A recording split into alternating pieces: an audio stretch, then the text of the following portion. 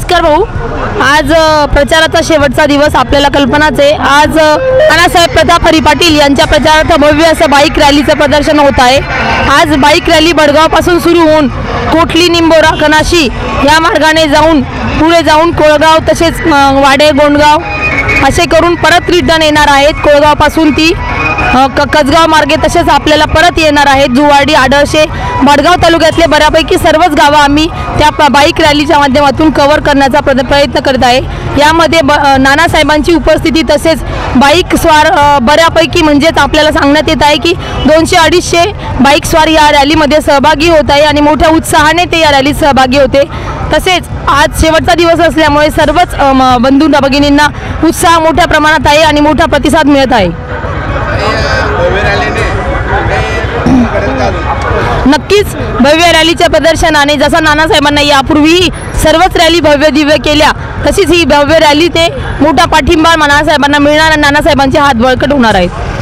आपल्याला सर्व मतदार बंधू भगिनींना यामार्फत एवढंच सांगणे आहे की येणाऱ्या 20 तारखेला आपण नानासाहेब प्रतापराव हरी पाटील महाराष्ट्र स्वराज्य पक्षाचे अधिकृत उमेदवार यांना आपल्या पेनाच्या निब या निशाणीवर अनुक्रमांक 5 येथे आपले बटन दाबून आपले मौल्यवान आशीर्वाद द्यावेत ही नम्र विनंती. धन्यवाद.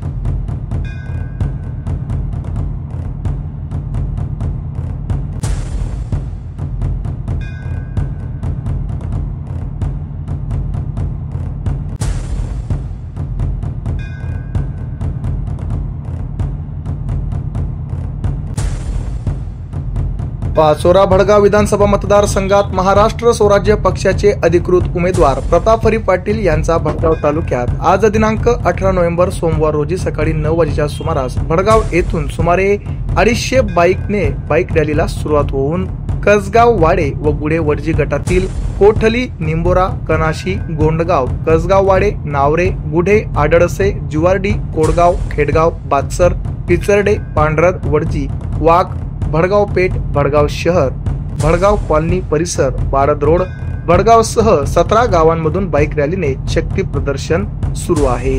यावेळी नानासाहेब यांच्या कन्या डॉक्टर पूनमताई पाटील यांनी या भव्य रॅलीने मतदारसंघात बदल नक्कीच होईल व मतदार नानासाहेब यांना विजयी करतील असे माध्यमांशी बोलताना सांगितले. यावेळी महाराष्ट्र स्वराज्य पक्षाचे कार्यकर्ते बहुसंख्येने उपस्थित होते.